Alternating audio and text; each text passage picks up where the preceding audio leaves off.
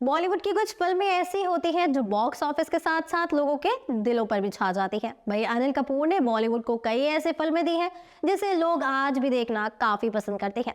सबसे ऊपर है फिल्म मिस्टर इंडिया, जिसे लोगों ने खूब पसंद किया था। अब इस फिल्म के दूसरे पार्ट से जुड़ा एक अपडेट सामने आया है, जिसे जानने के बाद फैंस खुश हो गए हैं। मिस्टर इंडिया एक साइंस फिक्शन फिल्म थी, जिसे इंडिया की पहली फेमस साइंस फिक्शन फिल्म भी माना जाता है। इस मूवी में ऐसा बहुत कुछ था जो लोगों तक पहुंच नहीं पाया। याद है कि दोस्तों, जहां ये फिल्म शूट हुई थी वो जगह भी अब पहले जैसी बिल्कुल भी नहीं रही है। मिस्टर इंडिया मूवी का सेट मुंबई के अंधेरी में लगाया गया था और बोनी कपूर ने बताया था कि हमारे सभी लड़ाई वाले सीन्स, स्टंट और डिस्ट्रॉय सीन, ये सब शूटिंग के दौरान किया गया था। एक स्पेशल इफेक्ट था। इस फिल्म के एक्शन डायरेक्टर वीरू देवगन थे, जो 70, 80 और 90 के सबसे सफल एक्शन डायरेक्टर्स में गिने जाते थे।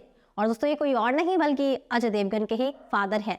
उन्होंने इस फिल्म में ऐसे एक्शन सीक्वेंसेस डाले थे जिससे फिल्म में बच्चों को कोई चोट ना लगे और ऑडियंस को भी वो काफी ज्यादा पसंद आए थे। जिसके बाद एक्शन सीन को डायरेक्ट करने के लिए वीरू देवगन मेकर्स की पहली पसंद बन गए थे।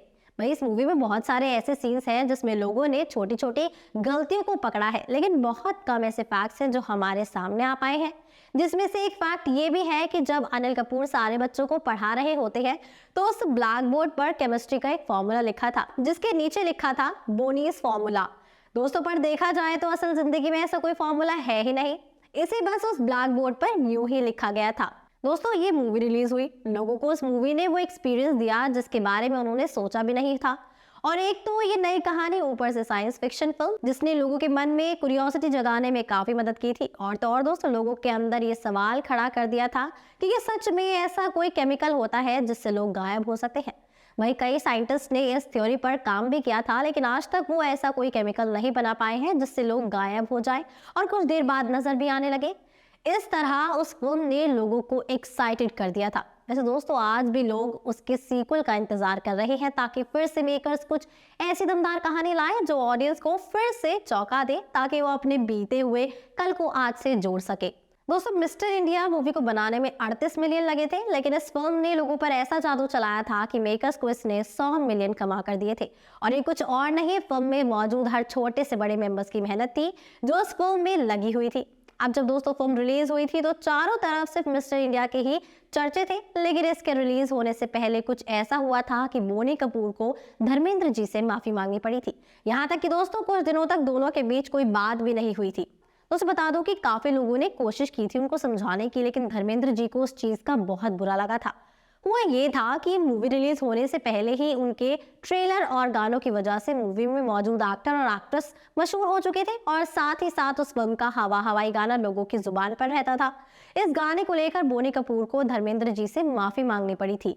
दोस्तों, बात तब की है जब साल 1986 में कलकत्ता में होप 86 नाम का एक बॉलीवुड प्रोग्राम हुआ था, जिसमें श्रीदेवी जी ने हवा हवाई गाने पर परफॉर्म किया था। लेकिन वहां मौजूद धर्मेंद्र जी, जो नशे में धुत होकर स्टेज पर चढ़ गए थे, उन्होंने श्रीदेवी के हाथ से माइक छीना और सबके सामने कहा कि हवा हवाई सॉन्ग 1966 में आई उनकी फिल्म फूल और पत्थर के गाने का कॉपी वर्जन है। लेकिन दोस्तों, सच बात यह है कि प्यार करना सीखना भी एक अमेरिकन कलाकार के famous song Brazilian love song की कॉपी है। दोस्तों, इस वक्त तक मिस्टर इंडिया फिल्म जारी नहीं हुई थी। धर्मेंद्र जी इस बात से नाराज थे कि एक चैरिटी प्रोग्राम में बोनी कपूर अपनी फिल्म मिस्टर इंडिया का प्रमोशन करने में लगे थे।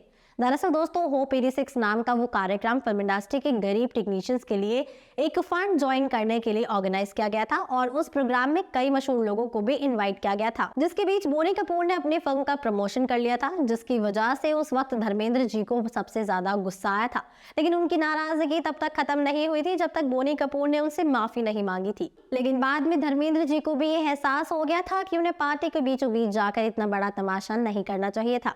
जिसके बाद उन्होंने मिस्टर इंडिया मूवी देखी और बाद में खुद बोनी कपूर को फोन करके उनसे उनके काम की तारीफ की थी और कहा कि उन्हें उस रात उनके साथ ऐसा कुछ भी नहीं करना चाहिए था। जिसके बाद दोनों के रिश्ते पहले जैसे ठीक हो गए थे और आज तक वो वैसे ही अच्छे दोस्त हैं जैसे उस वक्त हुआ करते थे।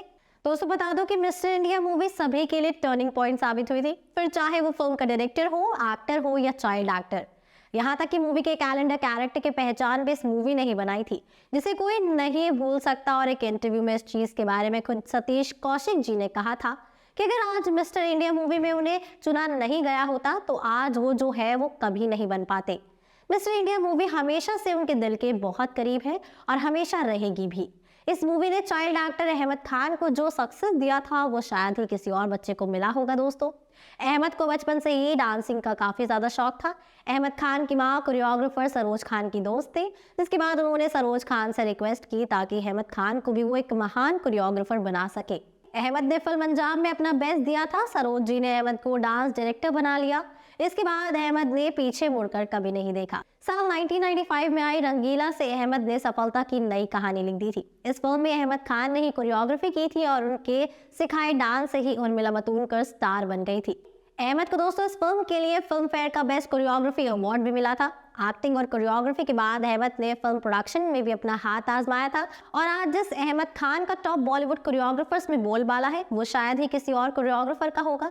दोस्तों अहमद खान से जब भी पूछा जाता है कि वो इतना खूबसूरत डांस कैसे कर लेते हैं तो उनका सिर्फ एक ही कारण बताते हैं वो, और वो है सरोज जी। क्योंकि अगर सरोज खान ने उन्हें अपना स्टूडेंट नहीं बनाया होता तो आज अहमद खान एक अच्छे कोरियोग्राफर नहीं बन पाते। मेकर्स पूरे जोरों शोरों से इस कोशिश में लगे हैं कि जितनी जल्दी हो सके वो मूवी के सीक्वल को ले आए, लेकिन वो अभी इस कंफ्यूजन में है कि वो किसे कास्ट करे। क्योंकि एक इंटरव्यू में सतीश कौशिक जी ने कहा था कि अगर कभी मेकर्स मिस्टर इंडिया 2 बनाते हैं तो उन्हें कोई नया एक्टर या एक्ट्रेस को कास्ट करने की कोई जरूरत नहीं है, क्योंकि मिस्टर इंडिया फिल्म एक मास्टरपीस है और उसमें अनिल कपूर के अलावा मिस्टर इंडिया का रोल कोई दूसरा अच्छी तरीके से नहीं निभा सकता। तो मेकर्स को इन सब बातों को ध्यान में रखते हुए कुछ सोच समझ कर ही कास्टिंग करनी होगी और ऐसी स्क्रिप्ट फाइनल करनी होगी जो इनके किरदार को एक नया मोड़ दे सके, ताकि दोस्तों ऑडियंस को ये ना लगे कि फिल्म देखना मतलब पैसे की बर्बादी करना है। दोस्तों ये थे कुछ फैक्ट्स मिस्टर इंडिया फिल्म से रिलेटेड। देखते हैं कि अब मेकर्स हमारे लिए इस फिल्म को कब तक लेकर आते हैं। तो इसी के साथ मैं अनुष्का त्यागी लेती हूँ आपसे इजाजत। बने रहिए और देखते रहिए बॉलीग्राज स्टूडियोज को।